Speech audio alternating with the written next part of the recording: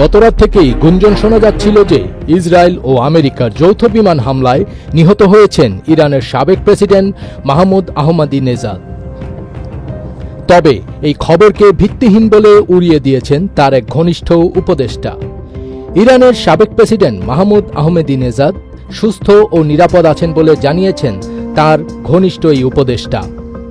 Iran জুড়ে যুক্তরাষ্ট্র ও Israeli বাহিনীর সাম্প্রতিক হামলার পর তার মৃত্যুর খবর ছড়িয়ে পড়লে রোববার তিনি এ তথ্য নিশ্চিত করেছেন, এমনটি জানিয়েছে বার্তা সংস্থা আনাদোলু। উপদেষ্টা আরও জানান, তিনি আহমেদিনেজাদের সঙ্গে যোগাযোগ করেছেন এবং তিনি সম্পূর্ণ ভালো আছেন। পরিচয় গোপন রাখার শর্তে তিনি বলেন, আমি তার সঙ্গে যোগাযোগ করেছি, তিনি একদম সুস্থ আছেন। আহমেদিনেজাদের এই উপদেষ্টা আরও জানান, শনিবার তার নিরাপত্তা কাজে ব্যবহৃত একটি ভবনে হামলা চালানো হয়। এতে ইরানের বিশেষ বাহিনী ইসলামিক রেভলিউশনারি গার্ড কর্পসের 3 সদস্য নিহত হয়েছেন। তারা সাবেক এই প্রেসিডেন্টের দেহরক্ষী হিসেবে নিয়োজিত ছিলেন। তবে আহমেদিনেজাদের নিজস্ব বাসভবনটি এই ভবন থেকে মাত্র 100 মিটার দূরে হলেও সেটি হামলার লক্ষ্যবস্তু ছিল না এবং ভবনটি অক্ষত রয়েছে।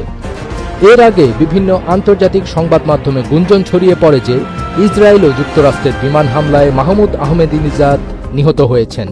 উল্লেখ্য, তিনি 2005 সাল থেকে 2013 সাল পর্যন্ত ইরানের প্রেসিডেন্টের দায়িত্ব পালন করছিলেন।